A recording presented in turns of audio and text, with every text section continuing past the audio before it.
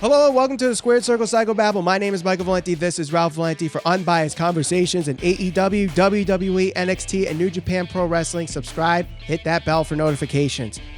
So, Ralph, we're drawing to the end of 2019, which means we're going to start doing our year-end awards, and do some predictions for 2020. But we're going to start our first one tonight, and that is Best Match of the Year for 2019. If you guys have any matches that you want to nominate, go in the comments below and tell us which match from AEW, New Japan, NXT, or WWE you thought was the match of the year. So I think we both had different approaches to what we were going to nominate for match of the year. So I'll let you start here. What was your process? So I thought of a couple of things. I looked at, the investment of the crowd, how much emotion went into it. Certainly the technical aspect of the match, the lead up into the match, the commentary. I really wanted to encompass all of that into making my decision. Mm-hmm. I came up with a handful of the matches that I thought were really good. I went back and I watched all of them. And then by the end of this, there really was one standout match that I was like, that definitely to me, in my opinion, what I look for in a match is the match of the year. So first thing I did was narrow it down to the 3 matches. So the first match I had was Will Ospreay versus Okada. So this was during the G1. Going into this, it told a good story because Will Ospreay at that point was 0-3 versus Okada. He was the junior heavyweight champion. Okada was the heavyweight champion. Yep. Both still are right now, heading into Wrestle Kingdom. Yep. So this was a great technical match. Now, granted, it was in the G1 tournament. So there was some skin in the game for both the guys, obviously, but the stakes weren't necessarily that high. It was a smaller crowd. While they were invested, it wasn't like there was months of buildup into this match. Right. It was like it was just another match throughout the tournament. So while it was a great technical match, I think more than just the in-ring athleticism plays into that. So right. I thought this was a good match. I know it was highly rated by Meltzer and other individuals. That wasn't my match of the year. The next match I had was Cole and Gargano 2. Now, this one had a lot more build up to it because this was their second match. Mm-hmm. And this had a lot of stakes set out because obviously it was Cole's opportunity to go and win the title from Gargano, which he previously lost after Ciampa dropped the title. And this match right here, to me, was my favorite match from NXT this year. Oh, yeah. And that I'd agree with that. That's why, to me, this is in my top 3. So there was a lot going on with this match, a lot of lead up, a lot of build to it, especially because their first match was epic. So a lot of people didn't think they were going to be able to top it. Now, in my opinion, they did. Right. This was a great match. It was a lot of back and forth. The story was great. The fans were invested. We were there live. We were there for both Adam Cole and Gargano matches. Yeah. And I think a lot of people prefer the first match better than this one. I think with both those matches, the first one, the 2 out of 3 falls didn't really kick into gear until the third fall started. Yeah. This match, you only had 1 fall, and they did a lot of stuff. You saw spots on the outside. You saw storytelling on the inside. Yep. And this one was very good. The crowd was very invested. Yep. A lot of throwbacks to the first match, too, with the super kicks and the teasing of certain maneuvers. And then especially the last several minutes of the match where, they were trading back and forth with their own personal finishers. Mm-hmm. And then obviously Adam Cole winning, crowd erupts. Yep. Big investment from the fans. But the match that I have as the match of the year, because of everything that went into it leading up to it and for what it meant for the professional wrestling industry as a whole, is Dustin and Cody. Okay. Reason I say that is this match was billed initially as brother versus brother, and it meant so much more than that. It turned into generation versus generation. If you recall, right before the match, I think a few weeks out, a whole episode of Being the Elite was dedicated to Cody Rhodes' epic promo on his brother and the Attitude Era. Mm-hmm. I went back and watched all of that. So the investment for me from the get-go, I was really invested in this match. I had high expectations for it. You had Dustin and Cody, who have had some issues, I guess, in real life in the past. So there was that. The other aspect of it was Double or Nothing was AEW's big show. They had a lot of eyes on them. It was a sellout. They had to deliver, right? And this match, to me, I think a lot of people were watching because you had Dustin, who had left the WWE because he wasn't pleased with how he was positioned. And you had Cody, who had left the WWE, and he wasn't necessarily happy with how he was positioned. So both of them had a lot to prove. And to me, they knocked it out of the park. Great match, great back and forth action. Did the blood help with this match? Yes, absolutely. And the reason that was so impactful is because you don't see it all the time in professional wrestling anymore. And it was unintentional. Yeah. And granted, I know that whole spot going back to it where Brandy hit him with the cane was kind of botched and you didn't see it. But the story that they told throughout and being able for them going out there and being able to have that match on such a big pay-per-view, to me was great. And to me is the best match because the fans were so invested in it. It meant so much to the professional wrestling industry because so many coming out of Double or Nothing or going into Double or Nothing, everybody was looking forward to Omega and Jericho. Yeah. That was the big match because it was their rematch from, was it Wrestle Kingdom? Jericho and Okada? Or you mean Omega? Omega, yeah. Yeah. So or Dominion, where they faced each other? Okada and Omega faced each other 4 times. So that was... No. Jericho and Omega. Before Wrestle that. Kingdom. Yeah. So and then this their was rematch, the rematch. It was a Double or Nothing. Right. So that was what most people were looking forward to going into this. Now, this match kind of stole the show.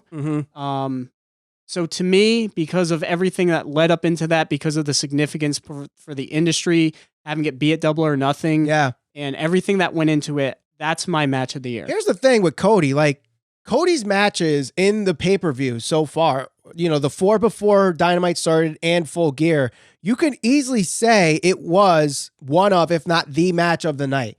So Double or Nothing, it was that one. At Fyter Fest, it was him and Darby, which was one of my top 3 for AEW this year. You go to All Out, his match with Shawn Spears was very good. And then, of course, the match with him and Jericho was very good. And, like I said, the longer that match went, it got better, even though before the show, I was like, this better not go too long because it's going to get worse. And it actually ended up getting better as the thing progressed. So Cody's having an amazing year. And the thing I like most about Cody is he really is a throwback to the old school wrestling style where they rely on a storytelling, where they rely on psychology.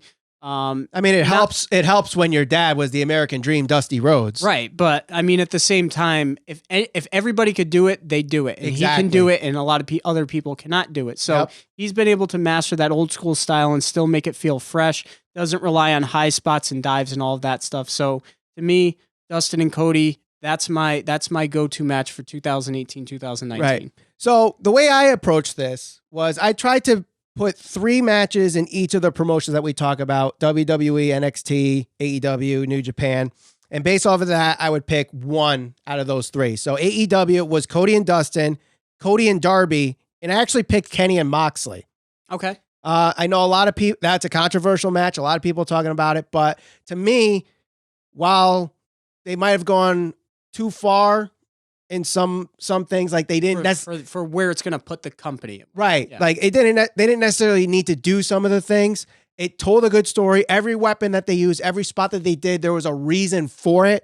So I did like that. Did they need to go 40 minutes? Probably not. But I still think it was one of the matches of the year.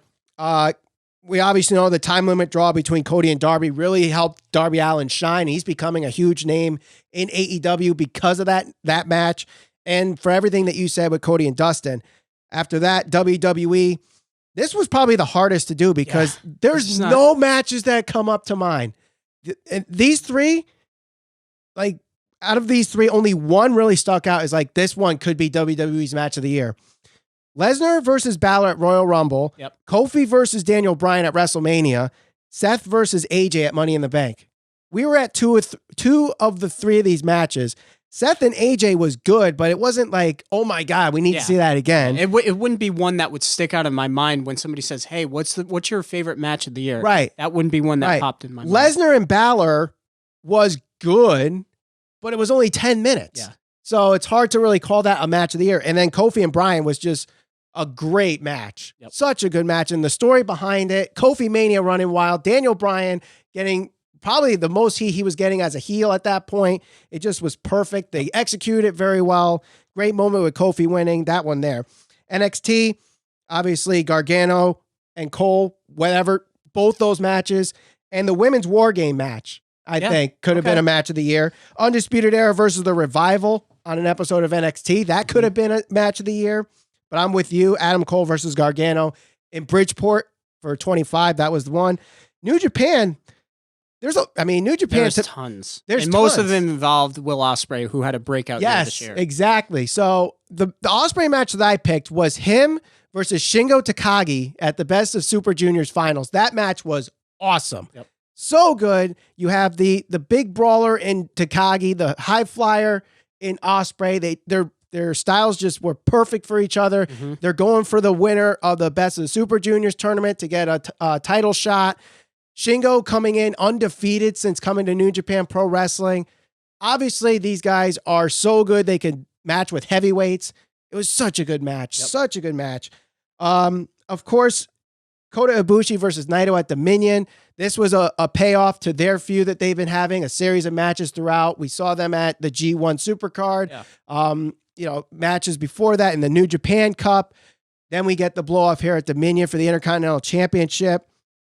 This was another awesome match. It did have a scary spot where there was a suplex onto the apron where nearly broke Ibushi's neck. Yeah. Very scary moment there. And Moxley versus Ishii for the G1. This was probably Moxley's best match since he's left WWE, I think. Yeah. Like I said, I liked the Moxley Kenny match. That was good. But this match here, this was really solidifying Moxley as possibly winning the G1. And end up not because, ever since he got Yano'd, it went downhill from there. But you could even say his match with Juice for the IWGP US Championship, where he won it the same night as Ospreay and Shingo. Yep. That was a good match. Okada versus Sonata in the G1 was a good match. Jay White had several good matches in the G1. Yep. Jay White. The final with him and Kota was good. His match with Naito was good. New Japan, to me, I know we do a lot of AEW and NXT, but to me, the best in-ring wrestling is New Japan Pro Wrestling. Yeah, I said that 2 months ago. The best wrestling in the world right now, to me, resides in Japan as a collective whole, top to bottom roster. So after that, I think going down there, it would be Cody and Dustin, Kofi and Bryan, Cole and Gargano and Bridgeport, and Ospreay and Shingo. Those were my 4 for each promotion. And I think I'm with you in saying that Cody and Dustin, for all the reasons you brought up, that was the match of the year. If there's one that I'd mention as a guilty pleasure, which you didn't bring up, and I'm surprised because you're a huge fan of his, Walter and Tyler Bate was also very good. Didn't get a lot of attention. That's NXT UK. I don't know if I really call that. Yes, it's NXT, but I love Walter, and that match was awesome. A lot of people also liked his match with Pete Dunne in Brooklyn. Yeah, it was good, but that to me is definitely a more old school style professional Here's the thing. Match. I was so excited because this was the first time I got to see Walter live, and I was so excited to hear the chops.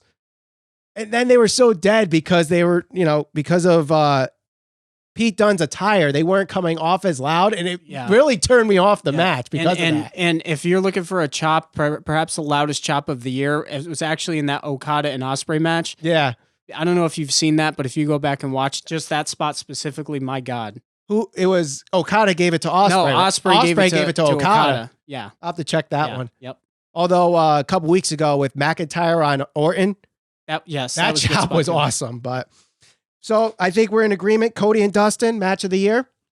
Yeah, that's my match of the year.